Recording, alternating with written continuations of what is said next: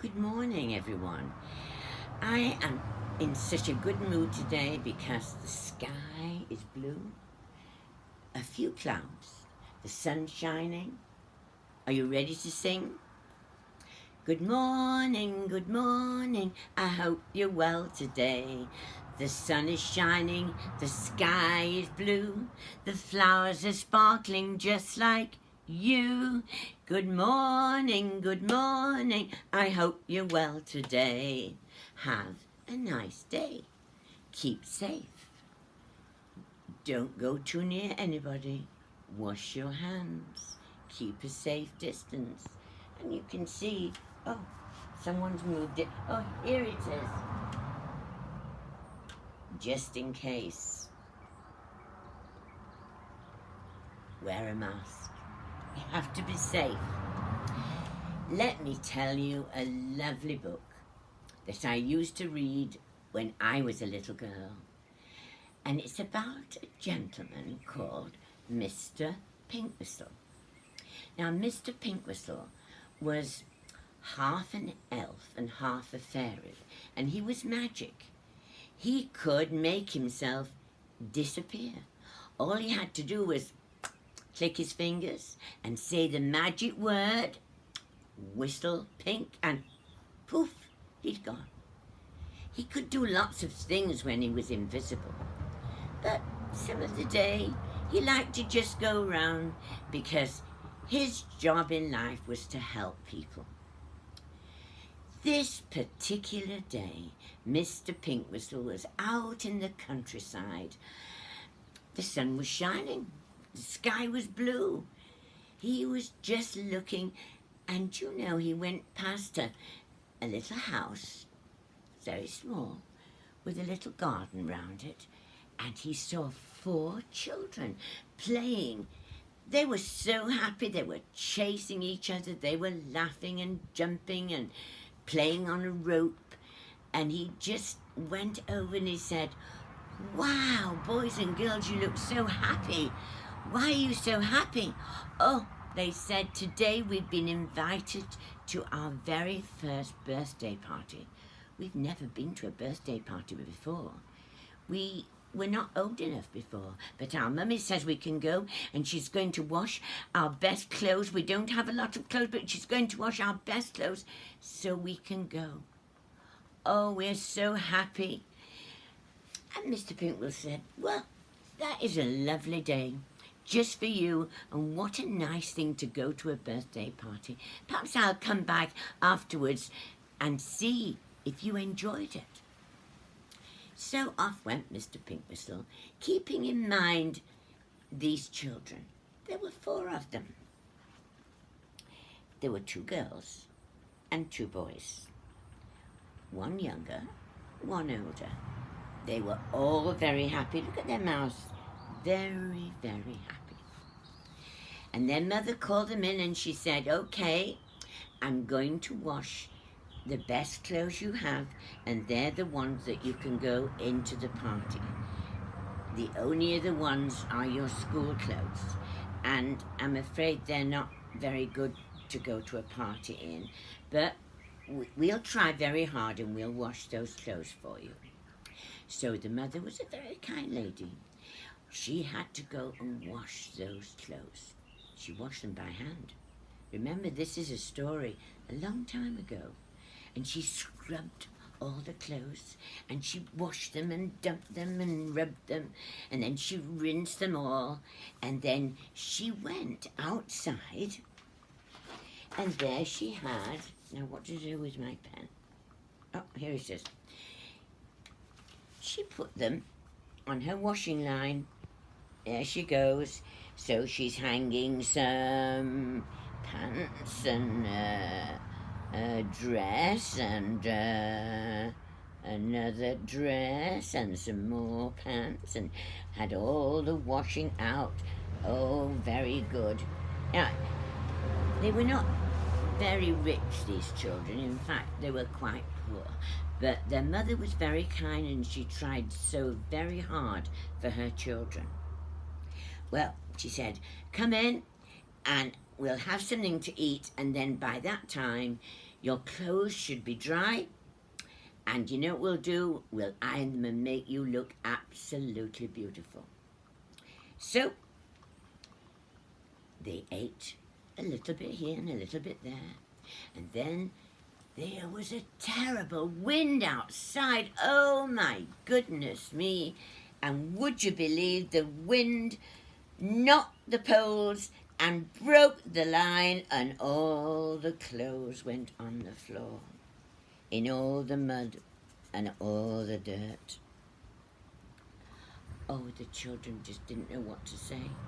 They didn't want to upset their mummy, and their mother said, no, I'll wash them again and we'll put them out to dry. Don't worry. So she washed those clothes again and rinsed them, and this time she put them on the bushes outside. There we go. There we go. All the little clothes on the bushes, and see if they would dry.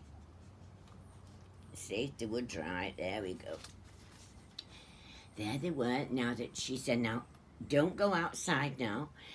Go to your bedrooms and just be quiet, read a book, and then I'll see if we can get the washing, and I'll dry it, and there's still time for you to go to the party.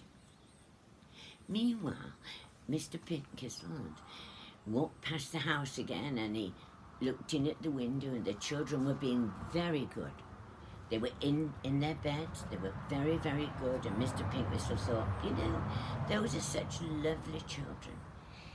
And then he saw some dogs, and they came running through the yard. And look what they did. They trampled all the clothes all over the floor, and the dogs left their marks all over. All the beautiful clean clothes were all dirty. And the mummy went in to tell her children, and she said, darlings, I'm so sorry. I am so tired. I cannot wash those clothes again. And those children were very, very nice. But Mr. Pinkwhistle was listening. He scurried off into town. He ran as fast as he could go, and he nearly forgot to make himself real again. He was almost invisible when he crashed through the door, and the lady in the shop said, who is it? Mr. Pink had to say, Whistle Pink. And there he was with his big smiley face, and the shop assistant said, oh my goodness, how can I help you, sir? He said, as quickly as you can. I want 2 party dresses. I want shoes and socks and underwear. I want you to make them as quick as you can. See what you've got in your drawers, and would you then make me some boys' shirts and some pants and a vest and shoes and socks and ribbons, and make them all. And the lady said, yes sir, yes sir, yes sir. And between them they got all these bags together, and Mr. Pinkwhistle very quickly paid with some money out of his big pockets, and he ran back to the house. By that time the children were laying on the beds, and they were just very miserable because they knew that the party, well, they might never get to the party. I mean, they still could go if anything happened, but it was a bit too late now.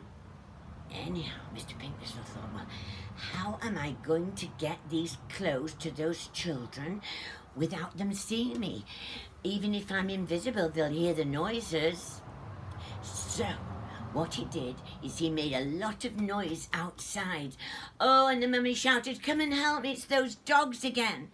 And the children all went outside, and the mother ran outside, and Mr. Pinkwhistle made himself invisible with a Whistle Pink, and he went into their drawers, and he pulled the drawers out, and he put in the beautiful party dresses for the girls, and then he went to the boys' cupboards, and he pulled them out, and he put all the clothes, and then he closed them quietly, and then the mother said, there's someone in your bedroom. I hope it's not the dogs in your bedroom. Go quickly, go quickly. And the boys and the girls ran into the bedroom, and There's nobody here, they said. I wonder what the noise was. And then one of the little girls said, I wonder if they went into my drawer. And she pulled open the drawer. She couldn't believe it. There was the most beautiful dress. Oh, she said, look at this. And she put it on. Oh, it fitted perfectly. And she had shoes and, oh, let me look and see if there's one for me, said her sister. And she pulled out another one. And then the boys opened their drawers and look, they had trousers and shirts and waistcoats and socks. And soon all four of them were dressed for a party. Their mother came in and said, what happened? Where are those clothes from? Oh, Mummy, we don't know. But please now, can we go to the party? It's our first ever party. And my goodness, the Mummy said, I wouldn't stop you from the world. I don't know where they came, but oh, it must have been magic. Mr. Pinkwhistle was listening outside and he said, yes, it was magic. Just think, you could open a drawer one day and the most beautiful dress would come out and you'd say, oh, Mr. Pinkwhistle must have been around here because it's magic. Bye.